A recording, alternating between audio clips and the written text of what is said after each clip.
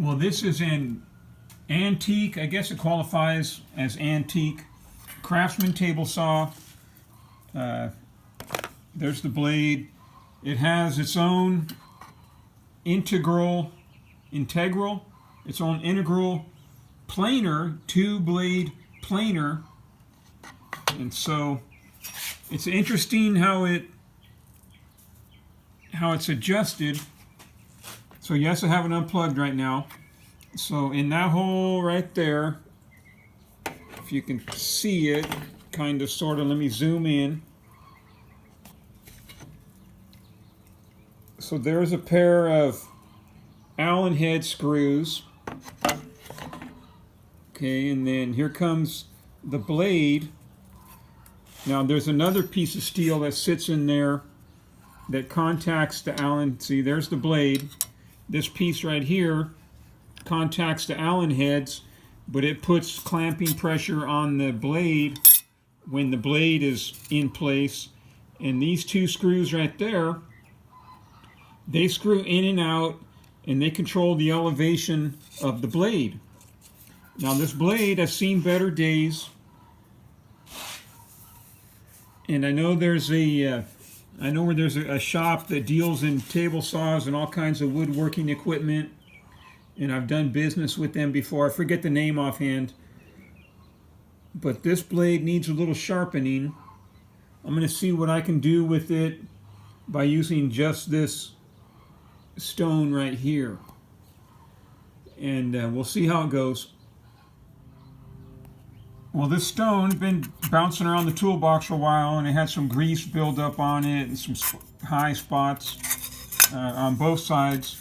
So I took a wire brush, a brand new, perfectly clean wire brush, brushed the surface of it to remove like any buildup, get it down to more or less flat.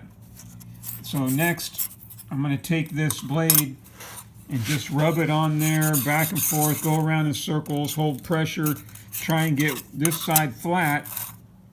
All right, you can see where the high spots are before I hold it at an angle to put an edge on it. And so flat is good in this case. So let's see how it goes. Okay, I'm making pretty good progress. There's only a few minutes of effort, and you can see by the reflection of the light. Right, okay, so this mirrored piece right there, and it's dark by the edge, so no contact there yet with the stone. It's an aluminum oxide stone, and a little bit on the edge there, so I'm going to hold it down and put a little bit extra pressure on that area, which is right here, as I go like that with it. I clamped it down just for the moment so that I could demonstrate what I'm doing. So I'm gonna, once I get that edge cleaned up as best I can, then I'll turn to this edge.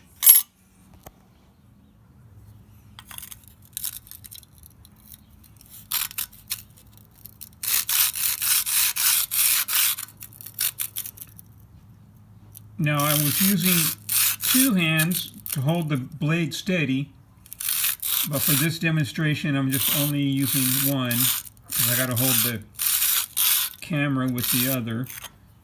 And the blade's looking pretty good on that side. I couldn't really, hit this spot right here.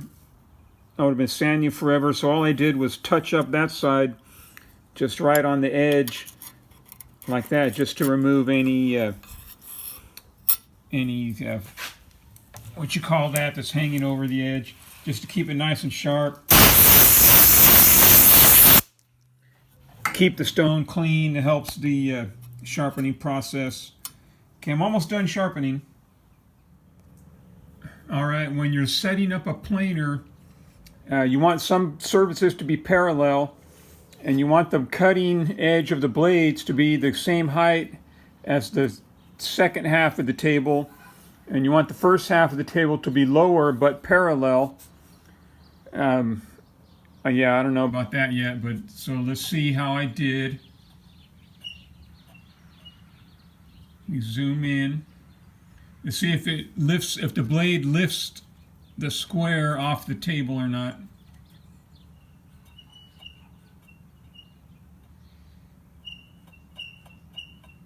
You can barely hear it brushing it. Okay, let's try it right here. And let's see if it lifts the...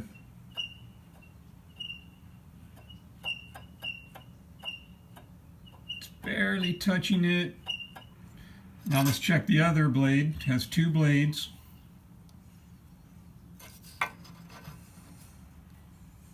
Focus. Does it lift the blade off the, or the square off the table?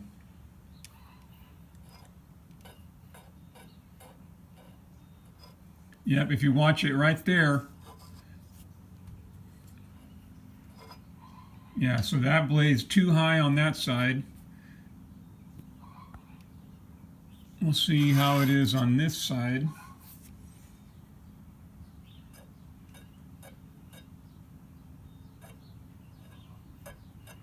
You can hear it. Can't really tell right here if it's lifting. I think this side's good. So what I'm going to have to do is loosen those Allen bolts and then get in there with the screwdriver, with the Phillips screwdriver, and screw that screw inward ever so slightly to lower the blade, and then retighten the Allen screws. All right, let's see how it goes. Okay, so I took it apart again and cleaned it up because I didn't originally polish this blade. So I went through the same sharpening process with that blade, and now on both of the clamps I cleaned up the contact side and it just made it nicer to the touch. Cleaned this side up hoping to even out the clamping force. So let's put it back together. Okay, let's see how I did, because I polished and sharpened both blades. Here comes the blade. You can barely hear it touching the square.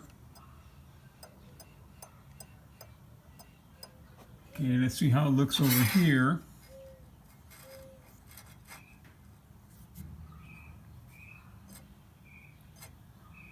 It's contacting it a little bit more.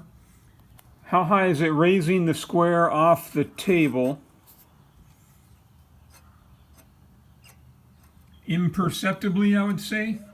Let's see how the other blade looks.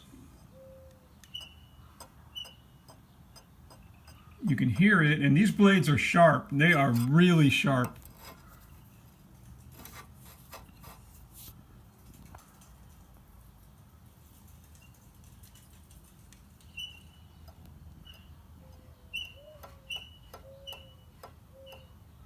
You can hear it touching it, but you can't see it.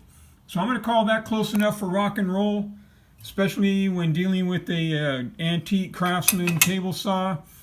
Now, you know, I mean, I could go all in and hit this with some, you know, 1500 grit, wet and dry, and get it nice and smooth. And, you know, I got to still see how parallel this plate is.